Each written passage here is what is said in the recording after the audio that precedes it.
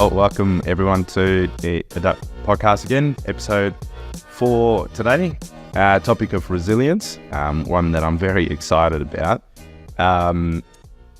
We've got our guest today is Alex Dunmow from Millcrest Environmental Technologies, where he serves as the Chief Technology Officer. Just a little backstory. I saw Alex speak at the Perth Angels Investor Breakfast last year. He presented and I instantly got a sense that I'd love to speak to him about the topic of resilience, and I'm just lucky enough that he said yes. So here we are today. Alex, welcome. Thank you for being here. Thanks for having me. As you came in, we talked about the mural on the wall, which is one of the reasons why we picked this room here at Sentient. And in one of the last episodes, I said, I should really find out the story behind the mural. And then shortly after we finished rolling, I found the plaque on the wall right there. I thought I'd just read it out because it's kind of cool. So this mural was spray painted in December 2017 by Adam and Ivan, who are graffiti artists who've worked all over Australia. They were given the brief to create something challenging, cutting edge, raw, vibrant, and innovative to reflect the company Sentient. Influenced by manga drawings, they created the design around a blend of their tags. Aerosol cans with different sized nozzles were used in a grayscale, the Sentient greens and other contrasting pop colors. The abstract mural was finally blocked in with outlines of black and dark purple. So there you have it. And yeah, it looks quite good on the last couple of episodes that we filmed here. Happy. Yeah, it's really cool. So, welcome. Thanks for coming to talk to me about resilience. I thought before we get down that road, if you just tell us a little bit about Millcrest Environmental Technologies and what you guys do. Yeah, so we are a environmental technology company, primarily in the mine site rehabilitation space. And what Millcrest does is we have very sophisticated AI tech that does ecological classification on aerial imagery. So let's say you have a mine site that's thousands of hectares in size, and you fly planes over and take some high resolution imagery, like 10 centimeters, for instance.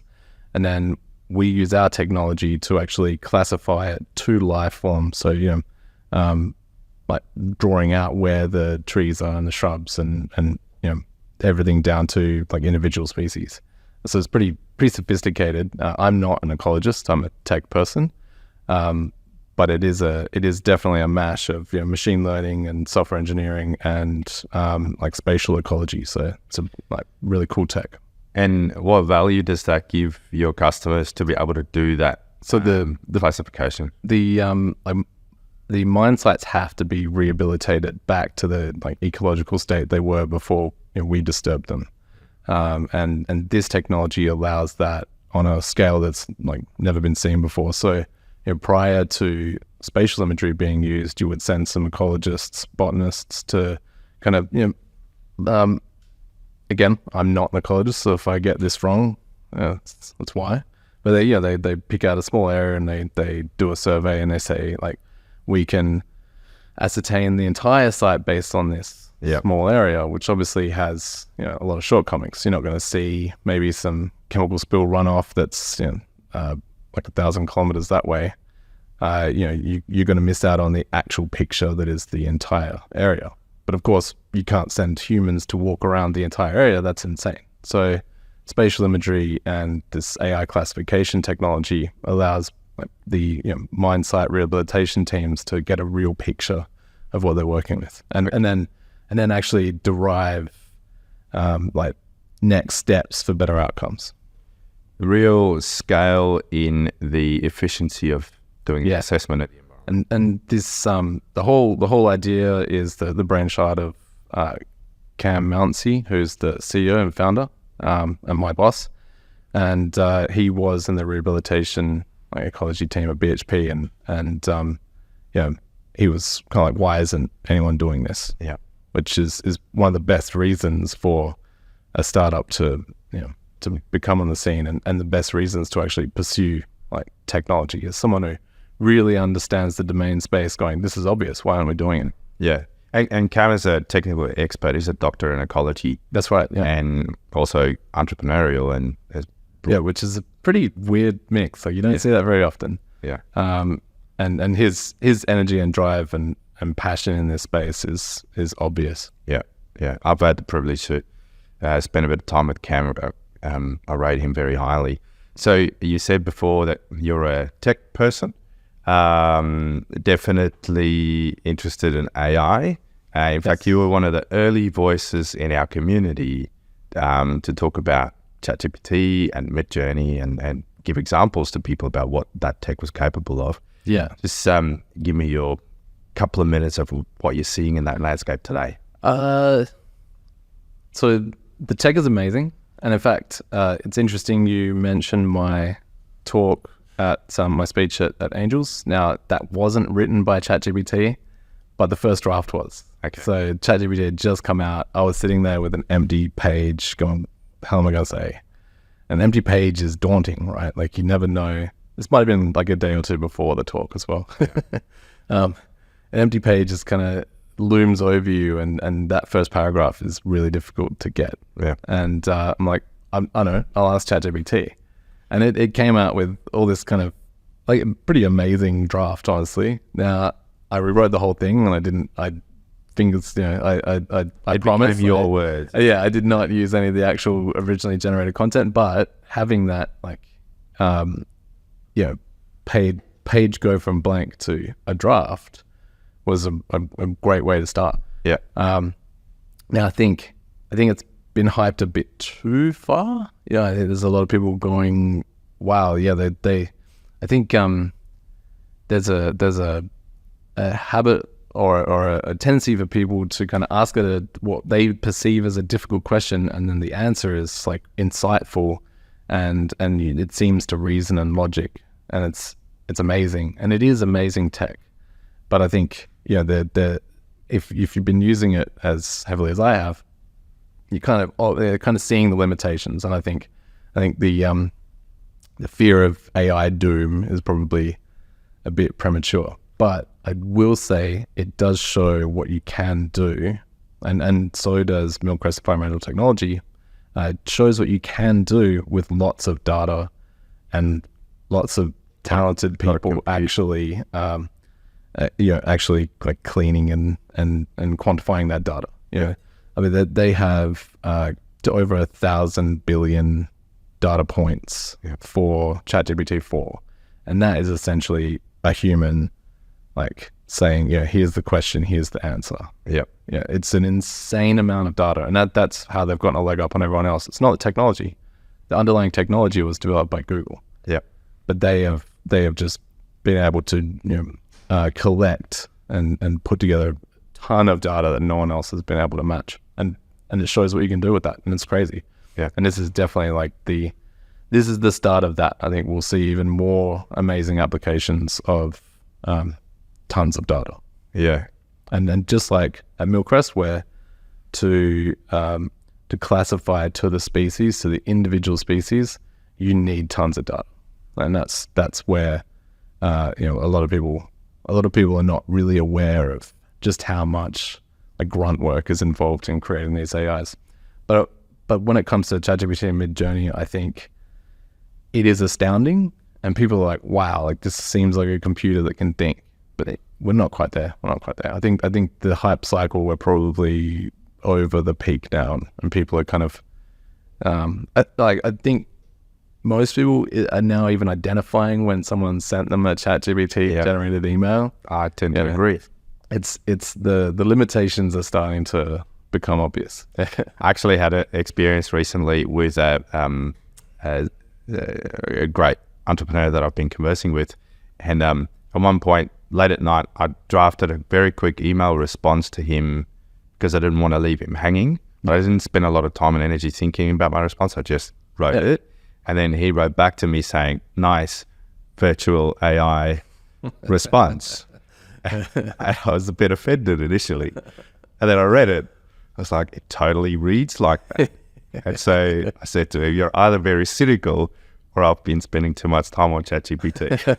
Because absolutely I believe that you can start to see the pattern. Yeah, well, no matter you use ChatGPT or not, you can now no longer start an email with, I hope this email finds you well. Yes. Because every single ChatGPT generated email starts with, I hope this email finds you well. Yeah. There's definite patterns appearing. I think they were patterns already. I think that's why that it's appeared in ChatGPT, because they've, absorbed all these emails people have written. And I think it's become part of our culture. We start with, I hope this email finds you well, which is honestly an asinine thing to say. Yes. Right? It's unnecessary. And I try really hard to cut unnecessary sentences from my communications.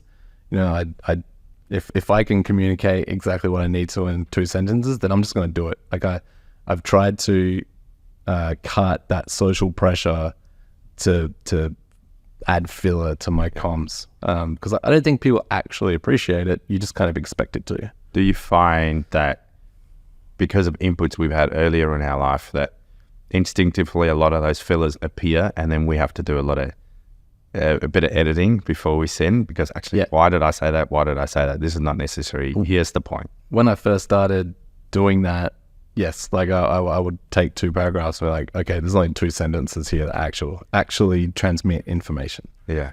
Like that should be the question. It's like, of the thing that I've written here, which is the bit that actually communicates something new to the recipient? Yeah.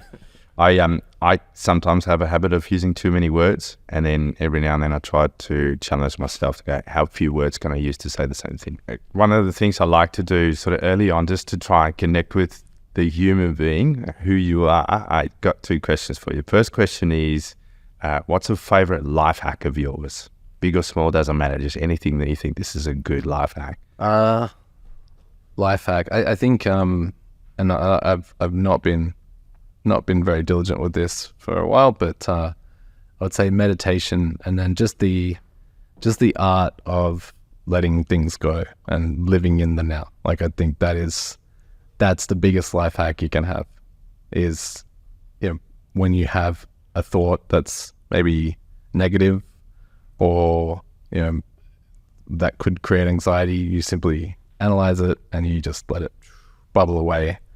And you stay focused on now. You don't think too far into the future, and you don't. I try not to really analyze the past at all. Yeah. You just sit in the now. Do you find that easy or difficult to do? Pretty easy. I think I have a natural inclination towards that, but I've also kind of reinforced it. Awesome. I think to be a successful founder in a startup that like we talk about resilience, you need to be able to do that. I think it's to be able to let stuff go. Or you just be an anxious mess in the corner, just crying. Absolutely.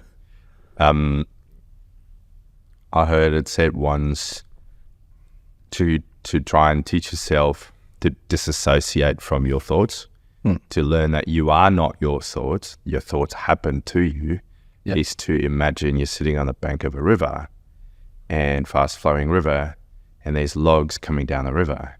Those logs are your thoughts. Yeah. You're on the bank. Your thoughts are over there passing you by. Yeah, I like that. And that's what meditation is primarily for, is like teaching you how to, one, understand that you're not the author of your thoughts. It seems weird, and a lot of people don't really understand that. But when you have a thought, it is kind of like a log flowing down the river. My way of visualizing it was kind of like a pot of water that you're boiling, and the thoughts bubble up.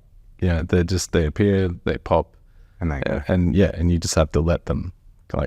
Okay. If you get caught up, like your conscious thought is more like a feedback loop, and if you allow it to get into your feedback loop, then it's gonna mess with your day. And in a spiral of doom, I like it. Sometimes I have those. And I think the good way of dealing with that is meditation and what we're talking about now. And I think the probably the average way most people deal with it is doom scrolling. Yes. Instead of thinking, I will just try to distract. Yeah. I'll feed myself with content like TikTok. So I'd say that platform I've not gone on yet. TikTok. Yeah. Well, I had this a friend of mine, his dad would be nearly late 60s, loves it. Loves the ability of that algorithm to give him content that he really connects with. Like, and so my partner, she likes it. She's a big reader, so she gets all the, got some content around her, the authors she loves and stuff like that. And it figured it out really quickly. And like sometimes she'll send me a video, and even because I don't like TikTok. Like I find the platform exploitative of of psychology. Yeah. But even I have found myself like, wonder what's going to be next. And I'm like, it's got me already. Yeah, well, thankfully it doesn't know me. The algorithm has not been able to feed me content I would actually like, but it still hooks me with stuff like pimple popping. It's like popping a pimple and you're like, gross, but you got to see it to the end. Yeah. And I'm like, this platform is exploiting my neurology. Engineered to retain your attention. Yeah. Yeah. It's the whole attention economy. Yeah. But it's a completely wasteful way to spend your time. Like, I would rather just be bored. Have you ever checked your screen time on apps to see what's the data say about where you spend your time? Yeah, I've got an Apple, so I get my weekly report. It was Reddit a bit too much until they killed the third-party apps, and now I don't go on Reddit at all. I read Hacker News, which is like science and tech news. So cool. I feel pretty like morally righteous now. Good. Second question: what's one of your favorite indulgences in life? So it's actually a video game. Yep. And it's a video game called Factorio. I don't know if you're familiar with this game, but it essentially, story is you are an alien and you have crash landed on a planet, and it's a planet with life, but no like human level sentient life. But you have to essentially create an industry to get to the point where you can build a rocket, a spaceship, and blast off. So you have to go from digging up coal from the rocks to synthesizing advanced materials to actually create this thing. So you start with brick furnaces and you create this, so all the logistics are your responsibility. So you just essentially create this giant factory that sprawls across a quarter of the planet. You have to put in trains and drones, and it's such an addictive game, but not with any of those psychological tricks. Like, the addiction is purely good game design. Stimulation. Yeah, but I did kind of hit a point when I beat it, I was like, this is like working. This is like architecting software. This is like programming, and I thought I should probably just be programming, because it's the same mechanisms, it uses the same part of my brain. Get the same type of dopamine hits from quicker though. Yeah, because the game, like the feedback on developing something, designing something good is a lot faster. When you design something good in real life, there's a little bit of a dopamine hit when you've done a good job, but then you actually have to test it, and you need systems to test it and users to test it and people to test it, and it could take months. Right? It's just as rewarding, if not more rewarding, but that feedback loop's a lot longer. Yeah. So that's my indulgence, and I really have to limit myself. I don't generally have an addictive personality. Yeah. Maybe coffee. But I don't really indulge in much else. But that game is something that I'm just going to play 10 minutes, and I have 2 young children, so free time is not something I have much of. And it'll be 11 o'clock at night. I'm like, shit. You made me realize, as you were describing it, I saw that game on a presentation at Latency this year. Yeah. And the guy that did the presentation, I'll forget his name, but I'll find it, add it to the show notes, reference it to the developing software. Yeah. Well, it is pure systems thinking, because you're developing an automated systems. And it is a good way to visualize automation. Yes. Again, that feedback loop is so tight. Did you ever play Tim the Machine back in the day, or was that a bit before you? No. Name rings a bell, but definitely not. Not something I ever played. Have an objective to get a ball somewhere or to flick a switch somewhere, and you have to build the system in between. That does sound. You have a bunch of familiar. different Yeah, and it's like components that you can put together. what's that kind of? I forget. There's a name for that kind of machine where the ball falls and it hits a thing, and then Yes. yeah. All right. So what I want to do now is dig into your backstory, which I think is fascinating. You've had an extraordinary journey to get you to this point. So tell me about what brought you to where you are today, where you've been, what you've done. I guess I'll just start at the very start. So, well, I mean, not birth or anything, but I learned a program when I was about 11 years old, and generally it was programming mods for the video game Quake. Oh, yes. What were you coding in back then? So Quake had its own language called Quake C. Yeah. And that was the first language I actually learnt was C++, using Sam's Teach Yourself C++ in 24 hours. So if there's any programmers listening or over 35, they'll be familiar with that. Yeah. And then I did a lot of C and like Windows stuff as well. But my passion at the time was and what got me to the skill set of programming. So I loved Quake, and I was like, I want to make my own video game. And they'd made it quite open where you could modify it and like create your own levels and create your own like gameplay. And that was my project, and that was the thing that forced me to like bash through the learning curve, because programming, especially coming from nothing to knowing how to program, it's a steep learning curve. Like most people quit.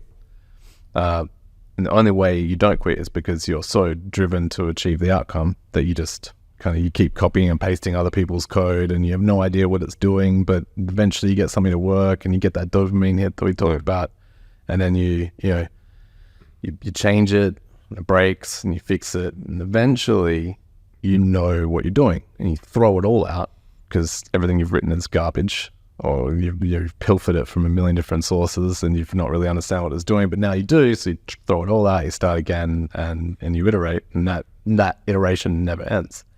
But that was my introduction into technology, and like, video games was what kept me there. And do you think people who don't quit when they're learning are the people that connect with the journey of building and trying, rather than the people that just want the outcome? Maybe. Okay. I would, before you said it, I would have said no. I would have said, no, I think it's outcome. I'm outcome focused. Yeah. So for me, it was, this is frustration. And like, probably have much rather have done something else, but I really wanted that outcome. And so I pushed through the frustration. I think, I'm sure there's people out there who enjoy the frustration and the journey, and they're probably really good at learning new things. That's not me. Yeah, okay. I am definitely outcome driven. If I start doing something and it's really frustrating and I don't really care about the outcome, like I'm out. Yeah. Push through the frustration for the outcome. And my insight after mentoring quite a few programmers and hiring lots of programmers and working with juniors, outcome is the best way to learn. Okay. Outcome's the best way to learn. And often, you strive really hard to get the outcome and you don't do it in a good way, but you've learned so much just to get there that you can go back and polish everything, and you're now, you're now twice as good as you were 2 months ago. I think that's true for most things. And I think there's probably people who are patient enough to enjoy the learning part of it, but that's definitely not me. I ask a question because I see it in entrepreneurship. Those entrepreneurial leaders who really flourish, entrepreneurs are driven by the outcome, typically trying to solve a problem. But those who flourish, in my opinion, for what it's worth, are those who've found a way to enjoy the difficulty of the journey or the frustration of the journey. There is some fulfillment in that to get to the outcome. But I think without a drive to the outcome, you wouldn't go through the frustration anyway. I think what you'll find, and this can apply to programming too, is that the trick is to have smaller goals and reward, quicker wins. Yeah. So, like I said, you'd copy and paste a whole bunch of people's code. It wouldn't work, and you'd be able to massage it into achieving something, having some impact on the thing you're working with. And that is a reward. Like you go, yes, like I've achieved something, I've done something. And that applies to entrepreneurship as well.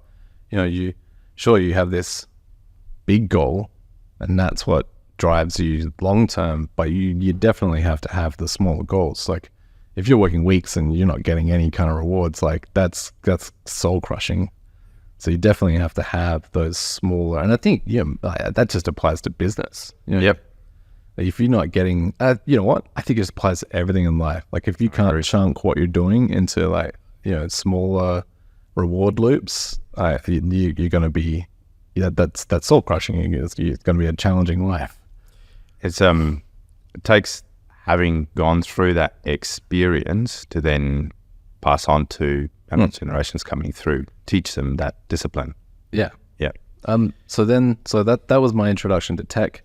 I actually thought I didn't want to be in tech. So some people say don't do what you love because it'll become a job. I'd convinced myself of that. So I actually wanted to be a lawyer. And that's kind of my education went that way. Okay. But at the same time, I went and got a job for a computer company, and my actual technology career progressed organically without any kind of strategy around it. It was always just meant to fund my studies. Yeah. Yeah. And then I realized that I did not want to be a lawyer, and I find the law. I think what I wanted was to be a Boston legal style, yes, lawyer in the courtroom. That is obviously not not close to reality. And most of it, I've got friends who obviously continued their legal education, and so you had some influence early in life from people who were in that world. No, only Boston legal. Okay. No, I mean, obviously, like Did you start studying? Yeah, I did. Yeah, and then I dropped out, and they, I guess because I saw some of them graduate, and like there's letter writing. They were writing letters, and they were working their hands to the bone, and they were earning way less than I was already earning in my, tech career. So I kind of went, well, I think I should follow the science here, and dived into tech. I then I did quite a lot of things. I was IT manager for a vessel manning company in the oil and gas industry. I managed a data center. Did a lot of programming for companies, and then I did a lot of like freelance programming. And then about 8 years ago now, I started Ninja, which was a software consulting company. What sparked that? And founding? Just do it quickly. I founded that with a close friend of mine, John Nguyen, who and we ran that company together for just under 8 years. And for a period of time, you guys ran that Tech Society podcast as well. Podcast. We did over 100 episodes. Yeah. Amazing. What sparked it? I just got an opportunity that was too big for me to do on my own, and at the same time I was building my own startup platform. So I thought, I'll start a consulting company and it'll fund the startup, and we always had that. So we always had a product we were building alongside the actual consulting work we did, and then we actually pivoted around 2020 to a video game company in the crypto space. So Yeah. we And that was Supremacy was the game. yeah, and we launched a game, and had a utility token and NFTs and all that stuff. Yeah. Right when the market was like peaking on that, Really high, and and at one point we had like 70 engineers, 70 people, like mix up of engineers and artists and animators. Which in Perth standards is a big team. Yeah, they were all here. Yeah, they were all here. We didn't outsource or offshore, and I think we only had one person in Melbourne. Yeah, that was the only person who wasn't kind of in the office. So yeah, we had a big team, and yeah, it is sort of small industry here. Yes. And so I'm curious to understand where does the entrepreneurial drive come from for you? Because you considered a career in law, which were not typically entrepreneurially minded. People won't typically consider that. Then you did a tech job to pay the bills, found that you were good at it, found that it had plenty of opportunity, worked at a reasonably high level for a while, and then decided, hey, I'm going to do my own thing. Where does that come from? That's a good question. I don't think anyone's ever actually asked me that specific question. I guess I like the freedom of being, of being in charge of your own life. You make all the calls. You're not beholden to anyone. I mean, you are. I mean, that's always a lie entrepreneurs tell themselves. You're either beholden to client, staff, investors, or your wife, or your husband. But you don't feel like you are. You feel like you're the master of your own destiny. But I think honestly, I have lots of ideas, and I like to actually put them into play. And if you're not an entrepreneur, you don't have time to do that. And I would say that's a big asterisk here, because I'm currently a CTO of Milkrest Environmental Technology, so I'm technically not an entrepreneur anymore. Doesn't mean that you're not entrepreneurially minded. Yeah, and I would say I apply a lot of that entrepreneurial thinking to my style of leadership for the devs at Milkrest. But technically I'm no longer an entrepreneur. Yeah. And I think that's a really interesting distinction that I want to explore with you, which many entrepreneurs transition through. And what I've seen before, and a friend of mine, Ben Charlton, who's been a guest on our podcast previously, refers to entrepreneurship. Somebody who works inside of a business, have taken on a leadership role inside of a business, but applies that thinking and that problem-solving mentality inside of an organization. I've always really appreciated the the mindset and idea behind that. I've always kind of hated the entrepreneur though, because I think for me, entrepreneur, that encompasses all the good bits of an entrepreneur, or being experiencing life as an entrepreneur, but it lacks the realities of being an entrepreneur, which is shit can get hard, and life can be tough.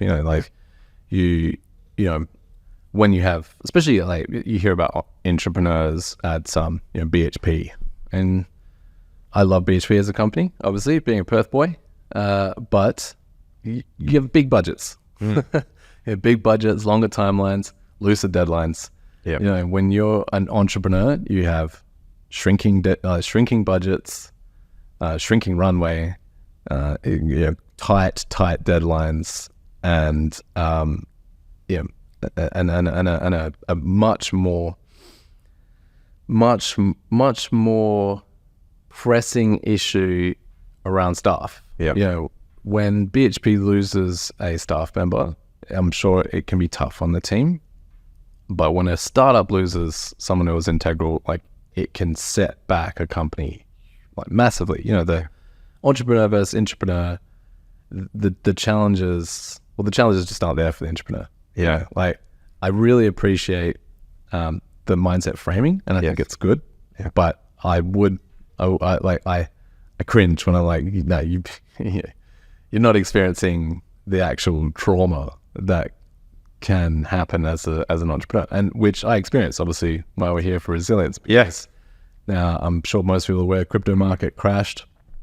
We had grown well beyond a sustainable level. As Ninja. Yeah. Yeah. And our investors, we got investors on board, and then the big Sam Bankman-Fried's exchange, FTX, thank you, popped, and they just vanished. Investor appetite in that industry just disappeared overnight. And so even though we had signed subscription agreements, we'd gotten all the way, the last step is put the money in our account, and that never happened. And so we had to close our doors, we had to let the staff go. And this is Christmas time, so that was heartbreaking. Let the staff go, put the company into administration, and kind of just go, well, it was a fun ride, and we made a lot of money, and we spent a lot of money. I couldn't have dreamed of or asked for a better segue into the real meaty stuff that I want to spend some time with you on. When you called out the fact that traditional entrepreneurs haven't actually walked the road riddled with trauma as a entrepreneurial leader, it's a topic that's quite close to my heart. And you've given us a little bit of the backstory of Ninja's rise and then real adversity that came your way. I want to go back a little bit. So the next thing I want to talk to you about is, have you ever faced significant adversity in your business journey? And you've just alluded to the fact that there's plenty. Yeah. So I'd like to explore, what would you consider the most significant bit of adversity that you've had to face as an entrepreneur? And considering that when you and John decided to go out on your own, you started from nothing with two of you, and then you ended up at the height with 70 employees that you were responsible for, significant revenue, significant funding, and then obviously the challenges that the market posed. Take us through that. So we were completely bootstrapped. So even up to that, we found investors, but we actually hadn't taken on any investors up until, we decided, obviously we would need investors to survive the crypto winter. Up until that point, we'd been completely bootstrapped. We did sales for the game, and we did pretty decent revenue around that. Are you prepared to give some specifics so the audience can understand a bit? Yeah, I mean, it was roughly $6 million revenue in the space of like a year, and even up until the company went under, we did a few. We were doing pretty infrequent sales, but they're good numbers as well. The market was hot, it was really hot, and you, I don't know, you kind of you know that it could vanish at any point, but you don't. I think myself, I'm definitely more on the optimistic side of entrepreneurs. So we tried to take the bull by the horns, and the bull gored us. But no one could have seen the level of collapse that the crypto and the crypto gaming market experienced. It was insane. It was one scandal after another in a short space of time, and then faltering global economy, and it just it took the wind completely out of your sails. And that happened to you guys very quickly. Yeah, very What was the time frame? Yeah. Essentially, so by kind of April, we're like, we need to find investors, and we started traveling, because essentially the message at my talk at Leaders was that Perth was not particularly open to risky investment, and tech style investment. It's hard to find investment in WA in that type of business? Yeah, really well. I mean, I think it's hard to find investment in WA unless you are mining or property. If you're not mining or property, you've got an uphill battle. I think that's a sentiment a lot of people in WA share. Yeah. I mean, it's just reality. You want to find investors, you have to travel over east, you have to travel to the States. It's really isolating doing global business from Perth. If you're not in an industry that is here, and COVID made that worse. We just couldn't travel. So as soon as the borders opened up, we were off to New York, Korea, over east. We were on the hunt for partners and investors. And that was from April last year, 2022. Through to Christmas time. And then and we basically, so like I said, we'd been completely bootstrapped. So even though we were a startup, we're in tech, we never took investment and we never took on investors. And that was the journey. And I thought I knew a lot. I've read a lot of books around it. I've talked to a lot of people, but investors are a different class of people. They're a different kind of person, and I think ultimately, as a tech founder, startup founder, you kind of have to realize that they don't give a shit about your business. They say they do, and they do things that make you think they do. And it sounds bitter, but I'm not bitter. I think founders need to know when you're in this space that it's actions that matter, not words. And we made a lot of bad decisions because of things investors would tell us. At one point, we were going to downsize, and the investor who was making seemed like he was going to come in and help us.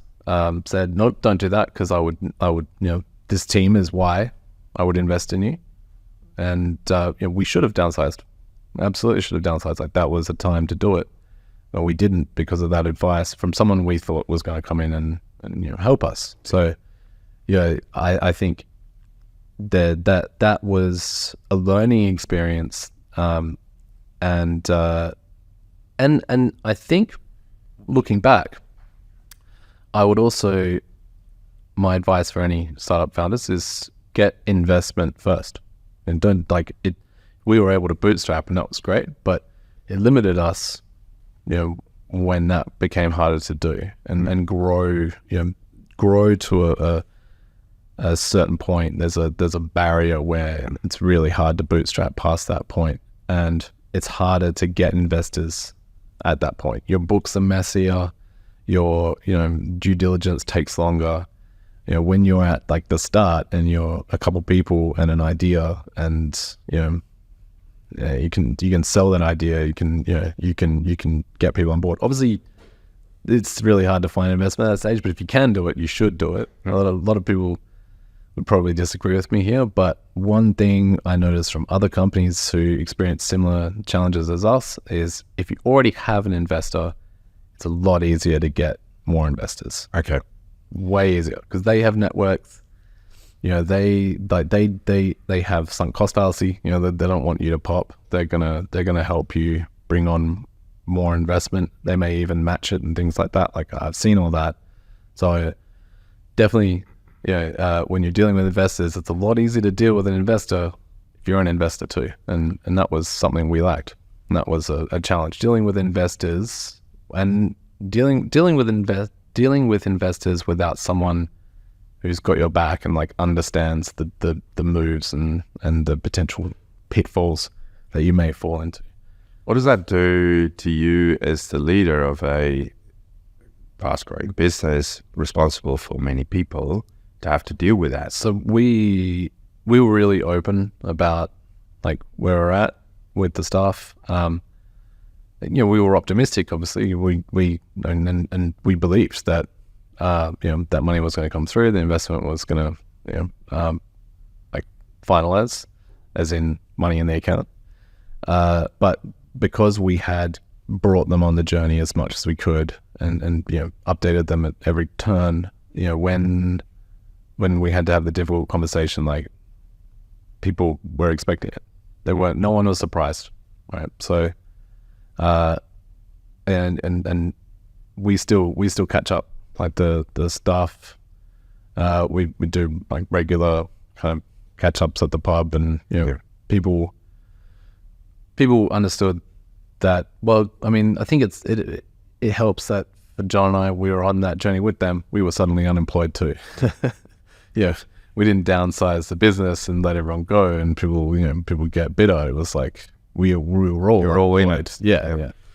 So tell me, what was that time frame between when you still believed the money was coming to when it was all over?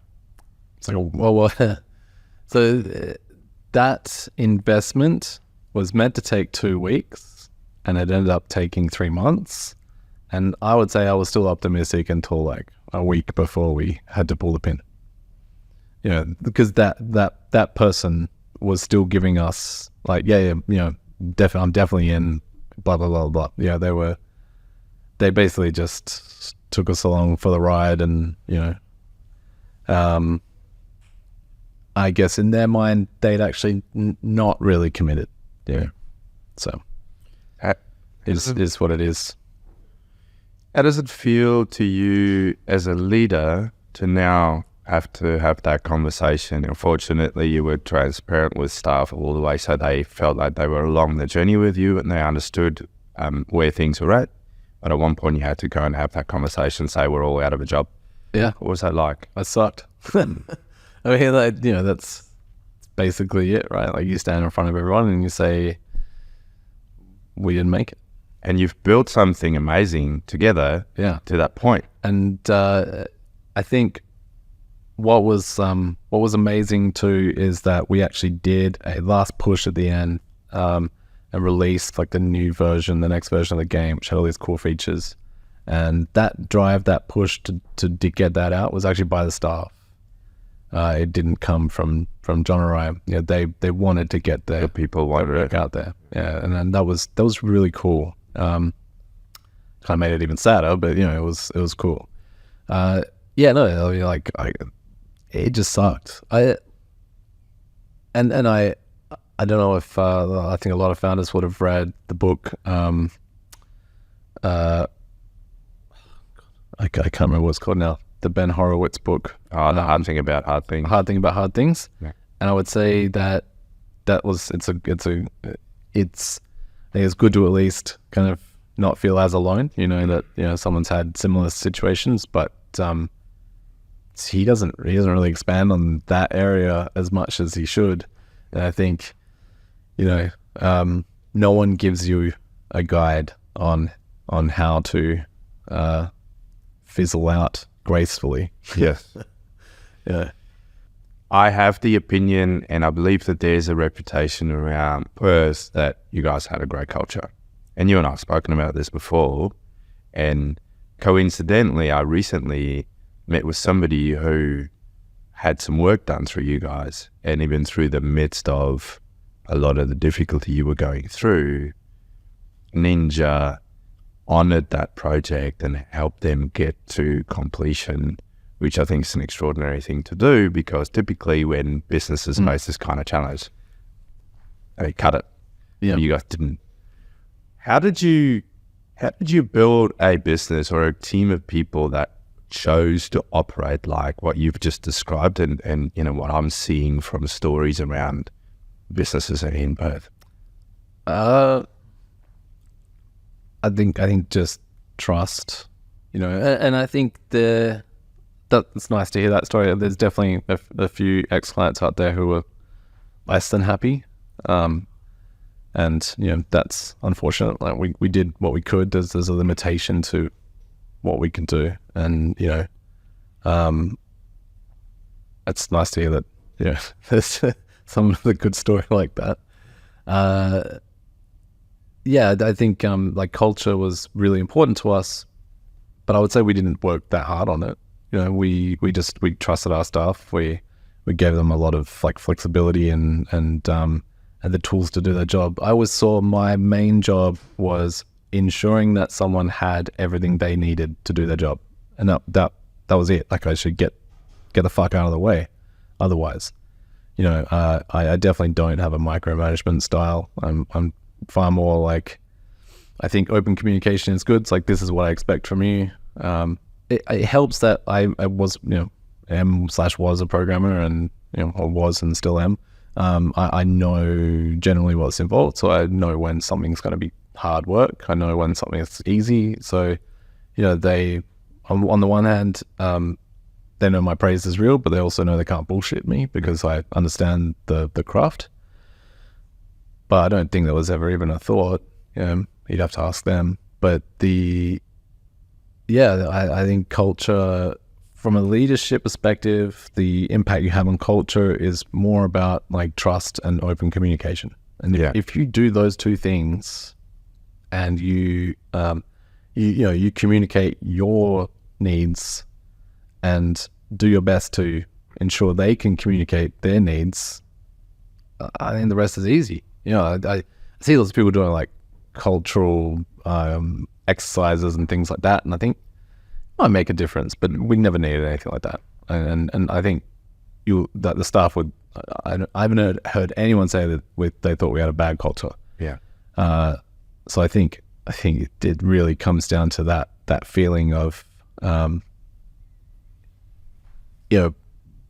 does your boss trust you and help you, reach the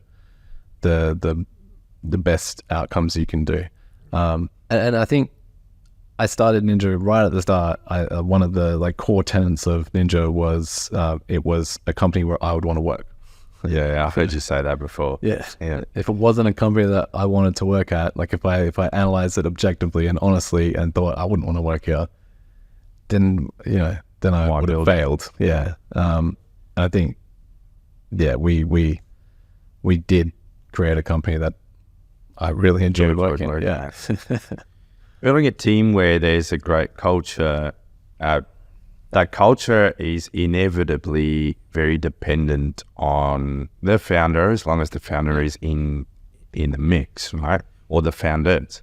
Also, one of the biggest adversities a lot of entrepreneurs face is in ownership alignment, which takes me right back to the beginning, where picking your partners is one of the most important decisions you'll ever make as a business leader. You spend more time with them than your wife or husband.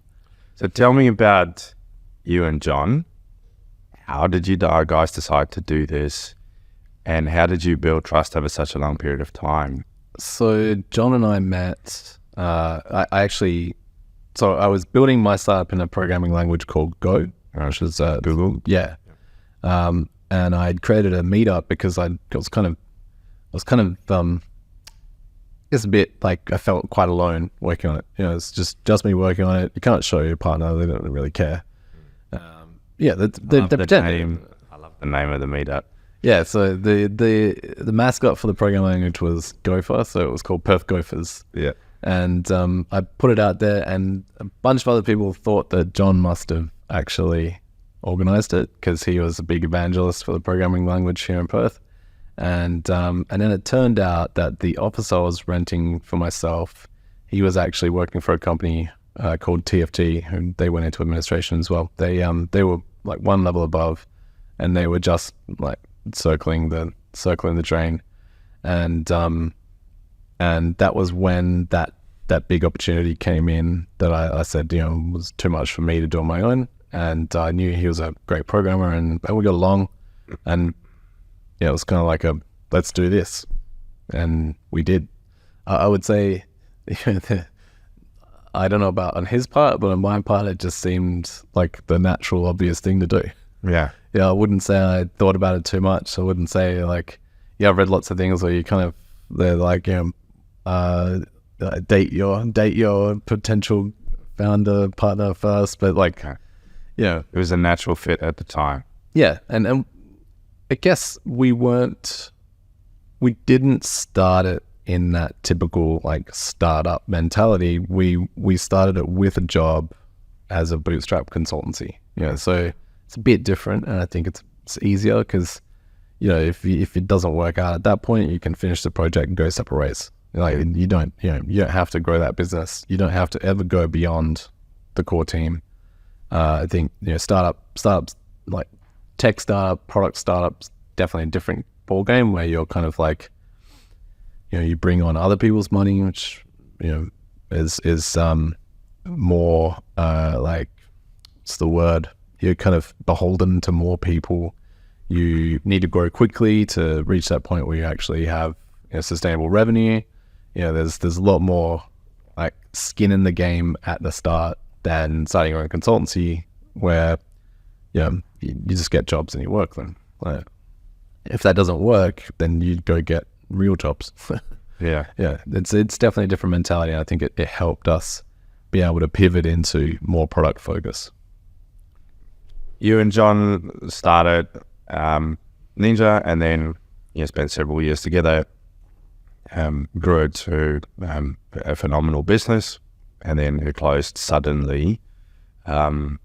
Obviously didn't feel suddenly to us, but no, of course. Sorry, I mean, from when you still thought that there was light at the end of the tunnel to where you had to. To explain that, I think as a founder, as an entrepreneur, you always have to believe that there's light at the end of the tunnel, even when it seems like it's darkest days. Obviously there's a point where you've got to admit defeat, which we did, but you have to be able to just keep pushing. You can't have a pessimistic nature or you give up. I mean, there were lots of points where, as a business, we faced runway issues, and there were lots of points where I think we probably should have just pulled the pin. We probably would have been better off. But you don't. You keep pushing. You keep you keep trying to find a solution and move on. You need that optimism, and that's that constant frustration of the grind to try and get to the outcome that we talked about a little bit earlier. So out of this journey where you had to reach a point where you decided to pull the pin, what was the hardest thing about that? The hardest thing is after, when you're not sharing in an office with a bunch of amazing people. Like, that's, thankfully I found a new office full of amazing people, but you miss that, and there's that 3 months where you're unemployed. Yeah. And you kind of, I'm not a person who dwells, so I didn't, but it's hard to avoid that inclination, and you kind of, it definitely impacts your self-esteem and self-belief. There's no like one moment. Like, people are always like, I bet that day when the administrators came in and you signed everything and I bet that was a horrible moment. It wasn't. That was actually a nice moment. Yeah. Sounds ridiculous, right? But you've had all this weight on your shoulders for so long, and then these guys come in and they just take it off you. I'm not saying that administrators are your friends, because they're not, and everyone will tell you administrators are not your friends. But at that moment, like, they take this thing that's been killing you off your shoulders, and you're suddenly free. Now, a little bit later, you suddenly realize, shit, you're free, and that's now what? Yeah, that's a bit of a oh shit moment as well. Especially when I have at the time a 2-year-old and a 1-year-old. So that was a pretty like intense, very daunting position to be. And we've spoken about you trying to make a decision now for your family. What's the best thing for your family? And that may have meant uprooting them.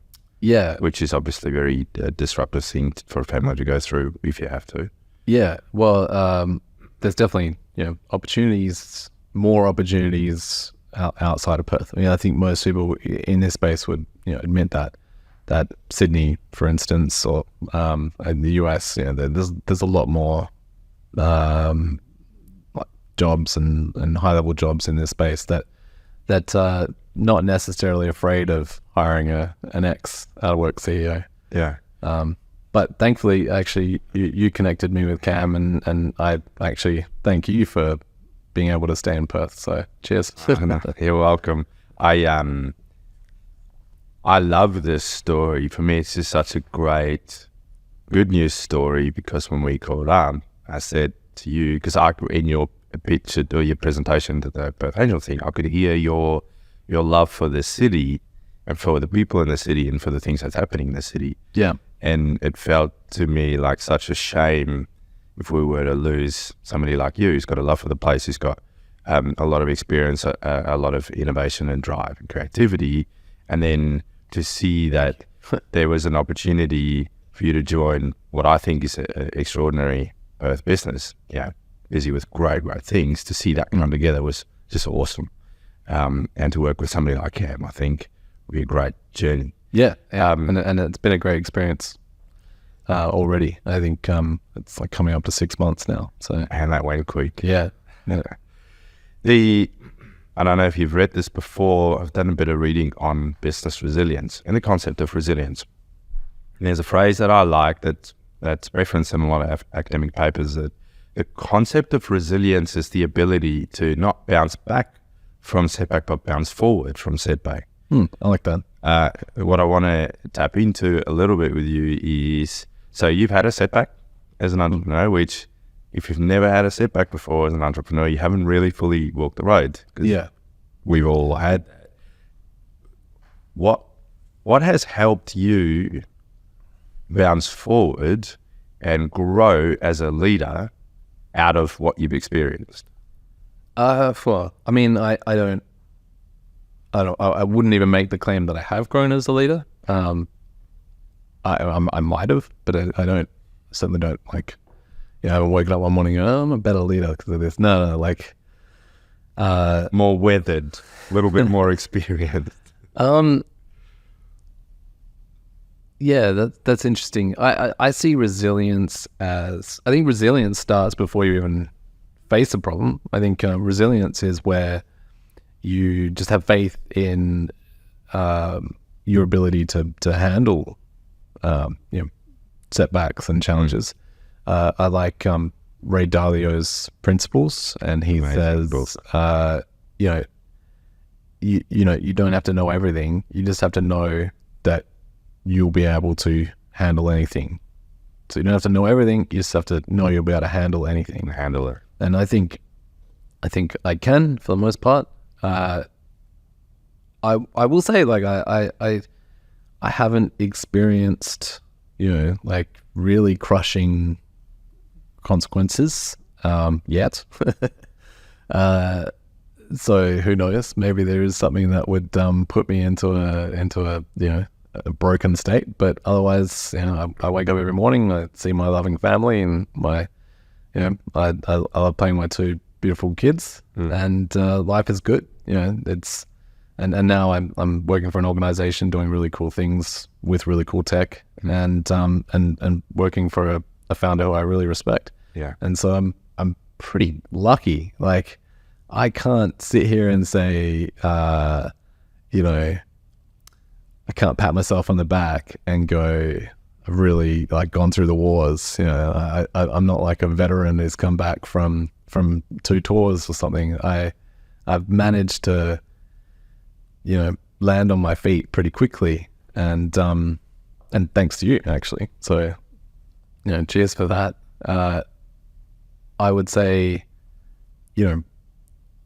part of that luck is because I was open to it.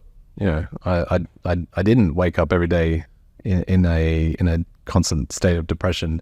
That's not to say there might not be some lingering nugget of depression that lives inside of me because of this, fairly traumatic experience. Yeah.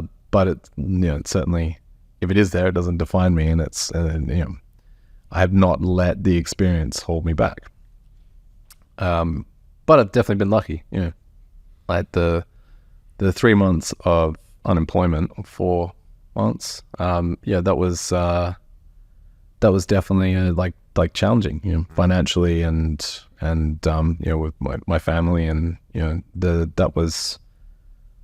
it's hard to see that there'll be like a next chapter that will be good, better. You have to believe. You actually have to believe that it's going to be. Otherwise, it probably won't be. There's a theme that keeps coming up as you talk, that sort of indicates to me a bit of life philosophy, in that is that you move forward, you keep momentum, you keep an open mind and a happy spirit, and you seek for opportunity as you deal with adversity. I always because you said before that you got lucky. Yeah, I'm of the opinion that you created a lot of that luck. But it was there. I can't sit here and say I did it all myself. Definitely lots of periods of luck and moments of luck. But no, I often reference Finding Dory. Dory's like keep on swimming, just keep swimming, just keep swimming. Like that. There's an element of that. Tigger as well. Like just keep bouncing, right? Like I think that mentality can get you through a lot of dark periods where you're just keep swimming. I sing that to my boy every now and then. Just keep swimming by Dory.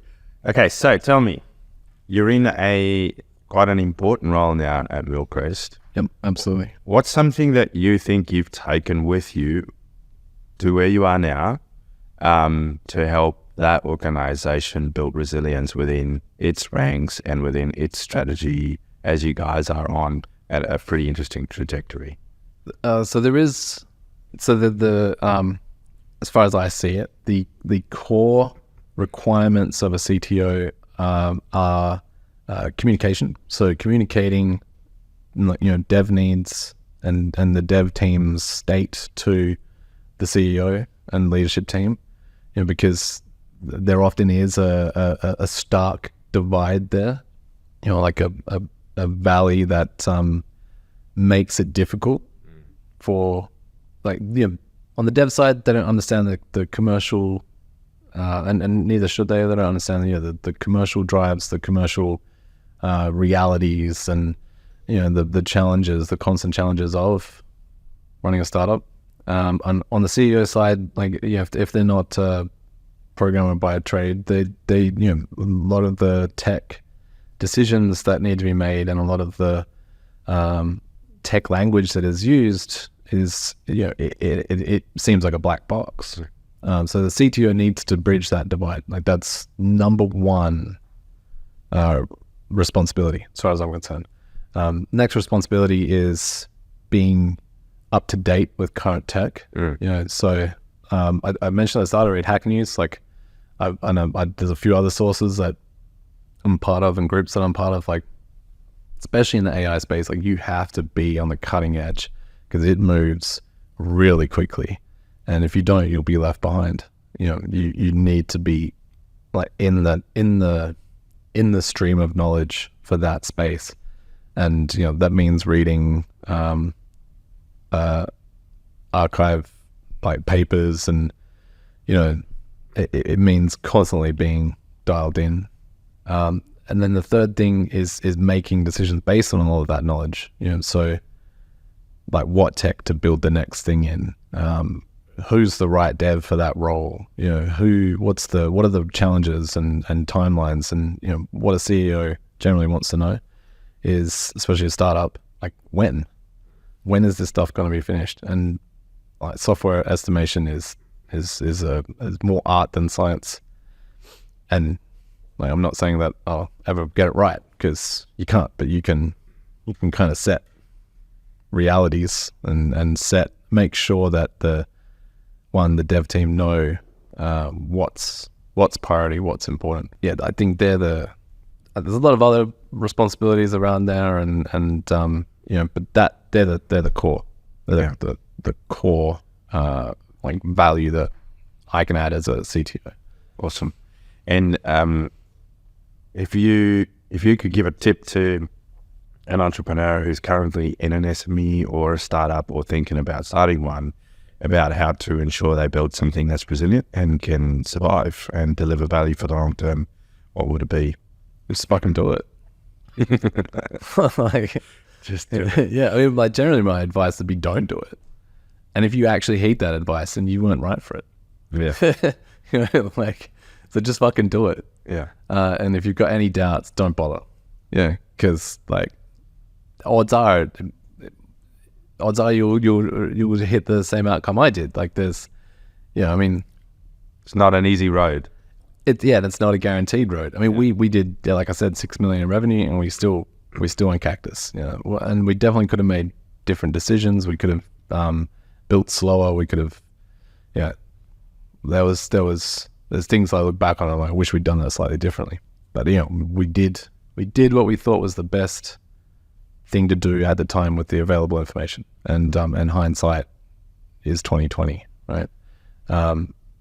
But odds are most startups pop, like die. The actual, we have survivorship bias where we see the successful, the Canvas and the Atlassians for Australian companies. Like we see that and we're like, they did it. But the reality is most startups fail. And a lot of the time the best you can hope for is to be bought out at some point. And that's fine. I think like that is actually, that's just the reality. And no one should think that being an entrepreneur is easy, because it isn't. But if you know all that and you still do it, then you're the right kind of person. Yeah. Mad enough to go down this road, then get after it. Yeah, but you need to know the realities. And if the realities put you off at all, don't bother. Just don't bother. Just go get a job working for BHP. Yeah. Because, like you'll probably earn more money. I think that is really authentic advice. I totally agree with it. Thank you very much for taking time out of what I know is a very, very busy schedule to come and chat with me about resilience. Thank you for being open and authentic. It's been a huge pleasure for me. Yeah, that was a lot of fun. Yeah, cheers. Thanks for having me on. Pleasure.